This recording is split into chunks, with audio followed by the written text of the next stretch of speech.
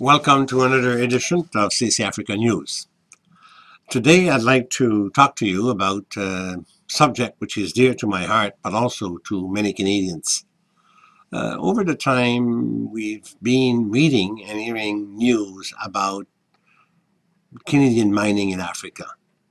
Most of the time, it's depressing because what you hear and what you read is negative headlines of misbehavior of a mining company in a country or in different countries.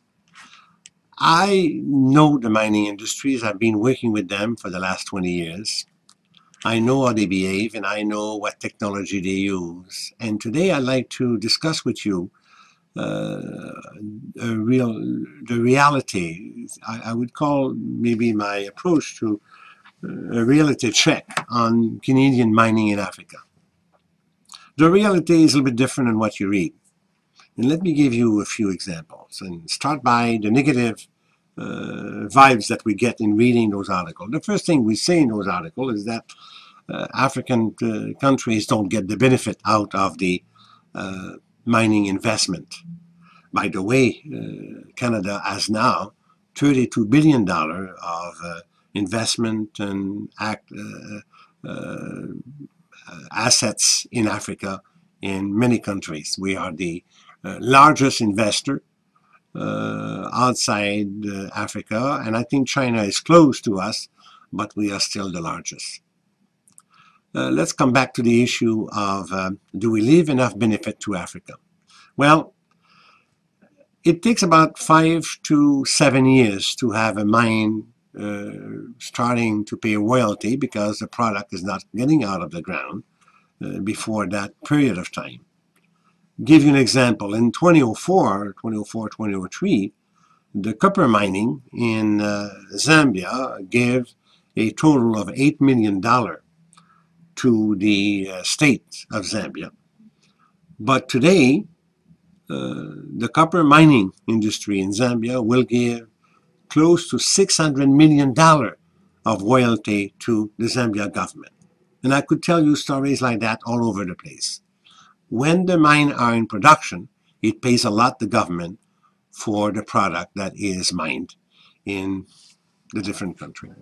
The second thing that we hear often is that a lot of money that is made by Canadian mining and other companies or other industries in the mining field are not invested in Africa. Why? They make a lot of profit, but they don't invest in Africa. Well, there again. In the last 12 months, I'll give you two investments, one by Bradet at $7.3 billion in Zambia, and one by Ken Russ, who has invested a similar sum of money in Mali, not to mention I Am Gold in Burkina Faso, not to mention Sherit in Madagascar for about $5 billion, approximately $5 billion for nickel. Another thing that we are being told is that we don't process the ore coming out of the ground. We just ship it on big boats and big ships, and it is being processed elsewhere with value added from added by other countries to the benefit of their economies. Well, there again, it is partially true. At the beginning of a mining operation, you don't have those sophisticated technology in terms of process and value added. But today, there's two smelters being built for copper treatment in Zambia. There's a couple of gold process plants being built in South Africa and in West Africa. The nickel exploited by Sherit in Madagascar does not come as an ore, but it comes out as a semi-finished product, nickel. And all of those investments are multi-billion dollars. So, again, it is a reality which is different than what you hear and what you see.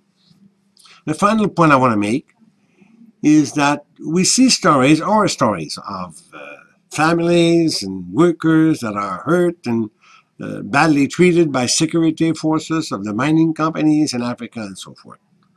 Well, let's establish here the facts. Many mines in Africa are at the level of the ground. You know, you can go and pick up the rocks and get some ore or some metal out of it.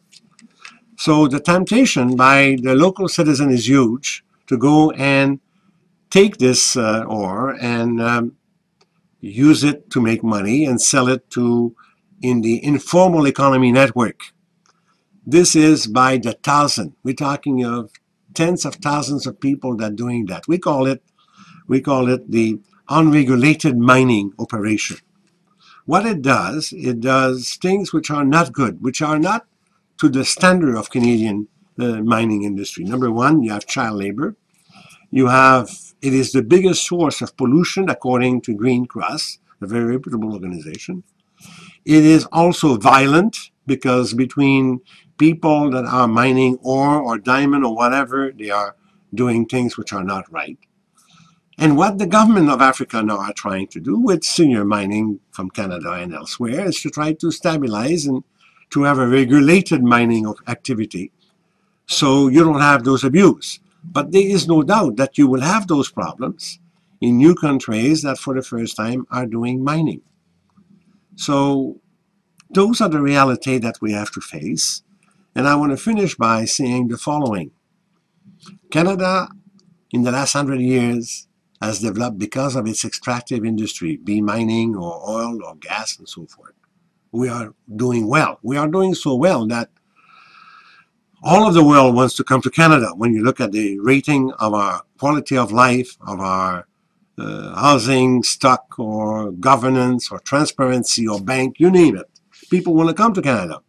So if extractive industry made that happen in Canada, because that's mainly because of us we are that today, why would Canadians doing job or work in Canada, in Africa, would want anything else than that, but to help Africa to develop in a transparent way, with good governance and good economic benefit to all of the Africans. So my reality check of today is this: please, next time you hear about something concerning Canadian mining in Africa, think about what I said.